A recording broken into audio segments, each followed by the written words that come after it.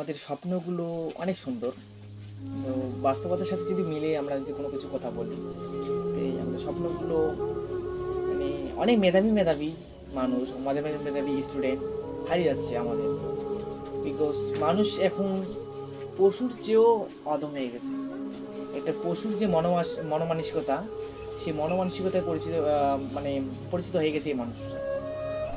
আমি এই কথা তাই বলতেছি যে আমি 2024 সালে অনেক জায়গায় বেড়াইছি এবং অনেক কিছু এবার রিয়েলাইজ করছি যে পৃথিবীটা কি, লাইফ সম্পর্কে রিয়েলাইজ করছি। দেখলাম বহির্বিশ্বে তোমার পিতা মাতা বা বাবা মা ছাড়া এই জগতে তোমাকে কেউ ভালোবাসে, এটা 100% সত্য। তুমি যদি ভেবে থাকো যে এই পৃথিবীর আমার সবাই হচ্ছে বন্ধু বান্ধব, অনেক চেনা জানা কথা বলতেছি, অথবা ফ্রেন্ডের সাথে কথা বলতেছি, তোমার ফ্রেন্ডরাও তোমাকে পাত্তা দেবে না যখন তুমি যদি তাদের থেকে লো লেভেলের পরিবার থেকে উঠে আসো। এটা আজও সত্য, হয়তো তোমরা মানতে কষ্ট হচ্ছে, কিন্তু এটাই সত্য।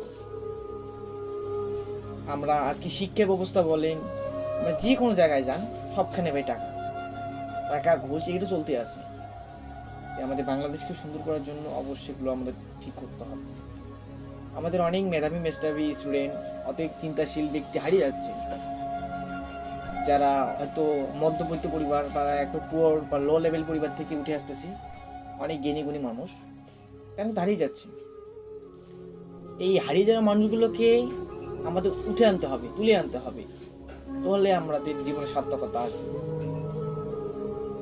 আমরা একটা কথা সত্য ভাই, আমরা যে বইগুলো পড়ি, যেমন আমাদের বাংলা বই যেগুলো ব্যবহার করা হয়, মানে যেগুলো পড়ানো হয় আমাদের বাংলাদেশে, সেক্ষেত্রে কিন্তু বইয়ের পড়া আর বাস্তবে একটাও মিল নেই। আমরা বইয়ের পড়া মানে আমি রিয়েলাইজ করছি যে এই বইয়ের জ্ঞানগুলো শুধু এই বইয়ে থাকে।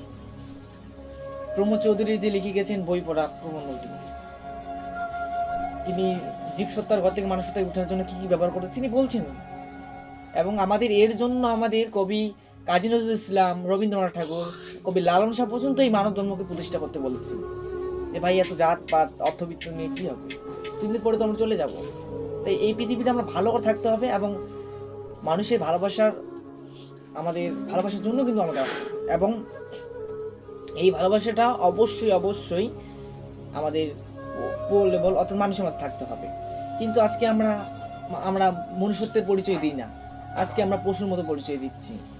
সামান্য করে টাকার জন্য আমরা মানুষের কাছে আমরা বিক্রি হয়ে যাচ্ছি। এটা কি? এটা তো আমাদের